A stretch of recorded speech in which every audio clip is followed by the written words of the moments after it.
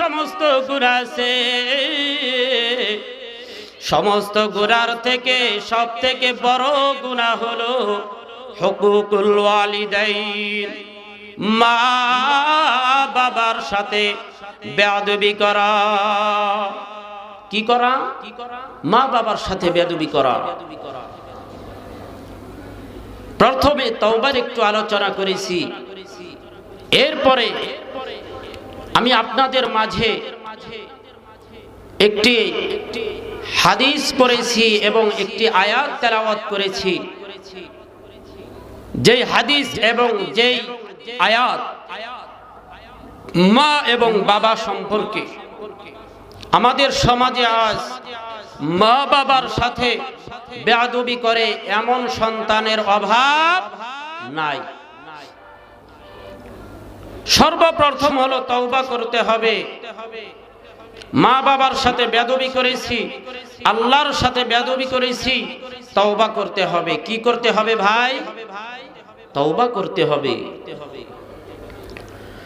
আল্লাহর নবী বলেন, হুকুকুল ওয়ালিদাইন, মা বাবার সাথে অবাধ্য হওয়া, মা বাবার সাথে বেয়াদবি করা,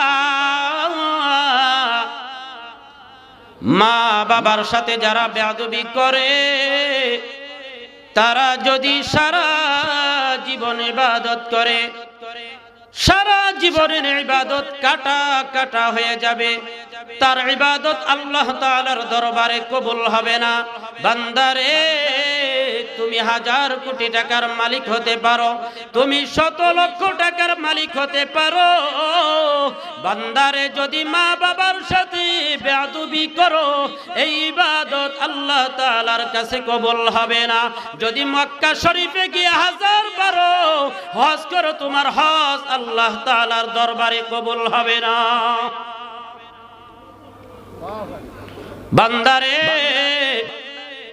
এই জন্য আল্লাহর রাসূল সাল্লাল্লাহু আলাইহি ওয়াসাল্লাম বলেন, দুনিয়ার ভিতরে যত সব পাপ কাজ আছে, এই সমস্ত বড় পাপ কাজ থেকে সব থেকে বড় পাপ কাজ হলো মা এবং বাবার সাথে বেয়াদবি করা।